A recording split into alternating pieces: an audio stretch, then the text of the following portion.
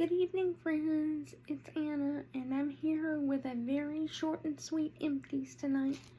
It was my plan to be doing this a lot earlier, but my Amazon account has been hacked, and I was having to deal with that. So, we had Ladies' Day at my church today. Very precious day, spent with very precious friends, and honestly, I loved it, but I'm exhausted. I got my shower and stuff for regular church services tomorrow, and I was just going to come on and do a very quick empties and go to bed. Or call my Susie and watch Eddie till we fell asleep. But Amazon, or hackers, had other plans. So let me tell y'all how that went, because this is a word of warning for all of you. 1 week ago tomorrow, while I was sitting in choir practice with my choir at church, I got a text. And this text looked like it was from Amazon. But I couldn't do anything with it because I was in choir practice. So when we got home from church, I actually chatted with Amazon customer service. They informed me that the text was not sent from them. I didn't think I had clicked anything, but in clearing it off on my watch, I had clicked accidentally. I had clicked the link. So the guy told me the link he could see, the Amazon customer service rep could see that it did look like there had been a click-through from a fraudulent link. And he said, I think that was probably I think you probably accidentally did that. He said to me at that point, I don't think you had any compromise to your account though. So I've been watching it really closely the last few days. Last night, saw an order I didn't authorize, and then again tonight. So 2 nights in a row, I've been on the phone with Amazon customer service. I've been able to stop most of the orders. I believe 3 items probably are getting delivered to my house tomorrow that I did not authorize and I didn't order. These are not things I would normally order anyway. So it's just frustrating. Tonight it got escalated to their Amazon's fraud team, and they have my account locked for 24 to 48 hours while they do their investigation. I'm going to be receiving email communication with them as to how to go about, the preservation of my Amazon account. So, I'm just praying that works, because I use Amazon all the time. I just didn't need this fraudulent experience. But I am going to go over my empties really quickly with you, and then I'm calling my Susie, and I'm going to decompress, watch Preacher Eddie, and everything will be okay. And as much as I hate August nowadays, Preacher Eddie's coming at the end of August. God, I don't want to cry, I'm sorry. To be at my church for a Friday night and Saturday youth rally, and I'm so excited I can't see straight, and I'm so thrilled to get to see my Preacher Eddie. That I've called him my second pastor for 6 years. More than that, actually, because I started watching him in 2016.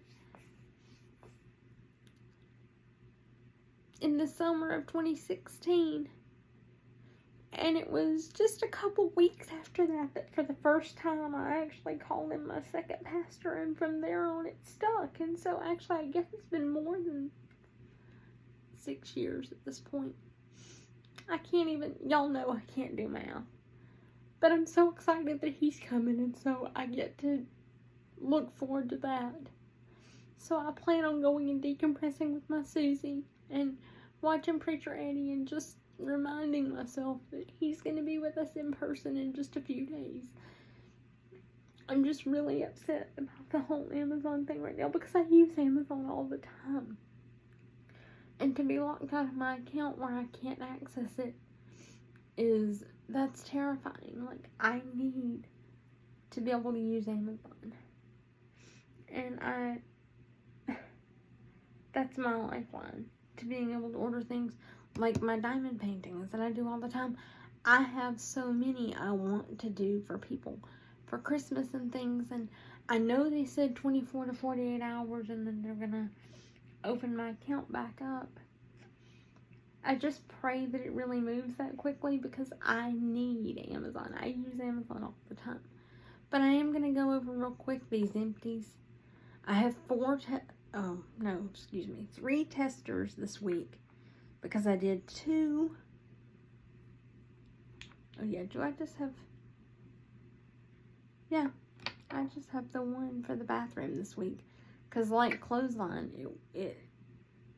clothesline went forever.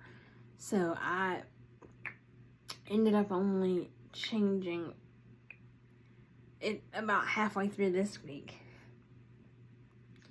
And so in the bathroom, when I finally took clothesline out after like 6 days straight, I put in aloe water and cucumber. Now it needs to be changed, but it has not been yet. So that's the only empty that we've had for the bathroom. And here in the library, yesterday and what little tiny bit of time I've been home today, I've done 2 identical testers of Daydream Oasis.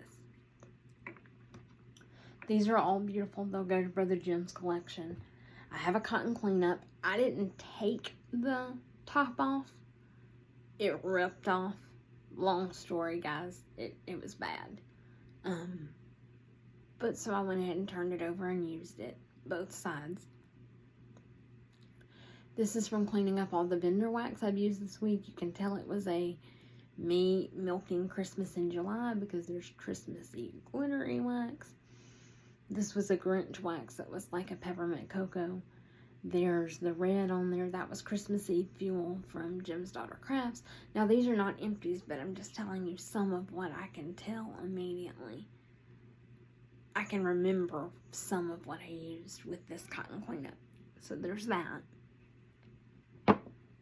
And then I emptied up a wallflower. This was in Blue Ocean Waves. And I replaced it with another Blue Ocean Waves. And the final empty that I have for tonight is an Avon body wash. This is in the scent Joyful Gillette. This was a scent of fresh picked apples, sweet blackberries, and warm vanilla. Now, I will say I did pick up on all of those notes, but very, very faintly. And this is, you guys, I just started this. I guess this is 3 or 4 weeks ago when I had finished my sweet pea on Saturday night. My following shower, which this might gross some of you out, but for my skin's sake, I typically only shower every other day. Now, my exception is Friday and Saturday nights usually end up both being shower nights because of church on Sundays. So I had emptied my sweet pea on Saturday night. I started using this in the shower the following Monday. So just skip Sunday. Monday I started using this. And I've already, and I think that's been like 3 weeks, 3 or 4 weeks, this is gone. But now this is 6.7 fluid ounces, where a Bath & Body shower gel is typically 10 fluid ounces. And also, some things I have to say about the Avon body washes. They claim to be a hydrating shower gel. Not very hydrating. This claims, it says, enjoy the bold fruit fragrance of fresh picked apples, sweet blackberries, and warm vanilla. As a rich, creamy lather gently cleanses, leaving skin beautifully conditioned and velvety feeling. Enriched vitamin E formula.